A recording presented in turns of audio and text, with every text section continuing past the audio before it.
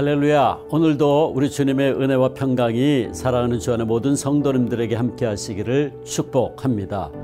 오늘 본문은 나봇의 포도원을 빼앗고 그를 모함하여 죽인 아합과 이세벨의 죄에 대하여 하나님께서 엘리야 선지자를 보내서 심판을 선언하고 있는 내용입니다. 우리가 2주 전에 본 대로 이세벨은 나봇이 하나님과 아합 왕을 저주했다는 거짓 증인들을 세워서 나봇을 돌로 쳐 죽였고, 아합은 이 악한 행동을 침묵으로 동조했습니다. 이 사건 후에 하나님께서 엘리야에게 임하셔서 아합이 나봇을 죽이고 그 땅을 빼앗았음을 책망하고, 아합과 그에게 속한 모든 남자들, 그의 후손들, 매인자, 노인자, 즉 아합에게 속한 자유자나 노예나 할 것 없이 모두 멸망당하게 될 것이고, 아합 왕으로 하여금 그런 잘못된 길로 나아가도록 충동질했던 왕비 이세벨도 비참한 최후를 맞이하게 될 것이라고 말씀하셨습니다. 이렇게 오늘 하나님의 말씀은 하나님을 거역하고 인본주의적인 절대 권력을 추구했던 아합에 대해서 자신을 스스로 죄에 팔아 하나님 보시기에 악을 행한 자라고 평가했습니다.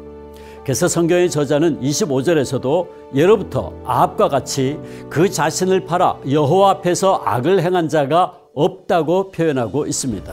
아합, 그는 신정 왕국 이스라엘의 왕으로서 하나님의 은혜와 인도하심 가운데 위대한 삶을 살 수 있었지만 그것을 다 포기하고 자기 인생을 스스로 죄의 욕심의 노예로 팔아버린 참으로 어리석은 인생이었습니다.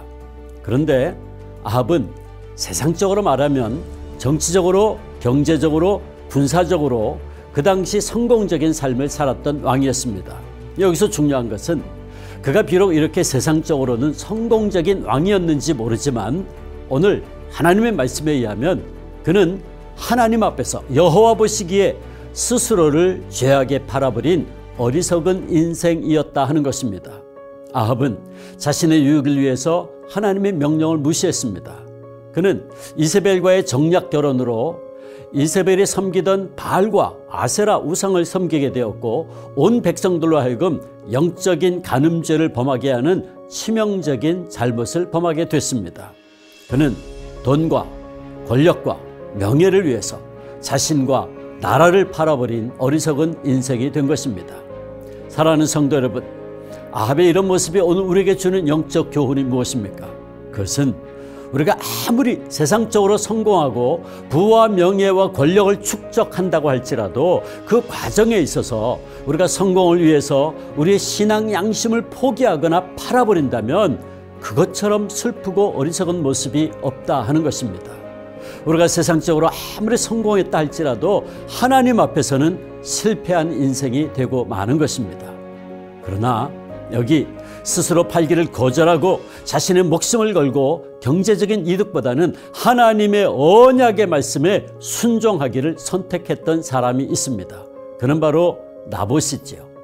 나봇은 아합 왕의 위협 앞에 내 조상의 유산을 팔 수 없다고 강조하면서 분명한 거절의 뜻을 밝혔습니다. 그는 눈앞에 보이는 작은 경제적인 이득과 하나님의 약속의 말씀을 바꿀 수 없다고 그의 목숨을 걸고 고백한 것입니다. 사랑하는 주 안의 성도 여러분, 오늘 우리는 신앙의 정체성을 지키기 위해서 약간의 이익 앞에 자신을 팔지 않았던 나봇과 세상에서의 자기 만족과 욕망을 위해서 자기 스스로를 팔아버린 아합의 모습을 통해서 우리가 나아갈 방향을 깨닫게 됩니다. 우리는 오늘 나봇의 길을 걸어가려고 무던히도 노력하고 있습니까? 아니면 세상과 적당히 타협하면서 아합의 길을 따라가려고 하고 있습니까? 지금 우리는 예수님의 다시 오심을 준비하고 기다리는 대림절을 보내고 있습니다.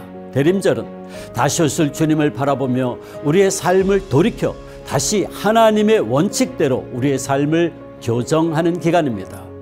우리는 삶의 아주 작은 부분까지도 하나님의 원칙을 지키며 살려고 노력하고 있습니까? 특별히 요즘 코로나19로 인해 신앙의 기본인 주일 성수조차도 혹시 안전이나 편안함이라는 이름에 팔아버리고 있는 것은 아닙니까? 바라기는 우리 모두 하나님의 말씀 앞에서 다시 한번 결단하기를 바랍니다. 나는 삶의 어떤 경우라도 나 자신을 편안함의 유혹에 넘기거나 혹은 죄의 유혹에 팔지 아니하고 다시 오실 나의 왕 예수님을 정결한 마음과 정성을 다하여 영접할 준비를 하겠노라고 결단하는 우리 모두가 되기를 소망합니다.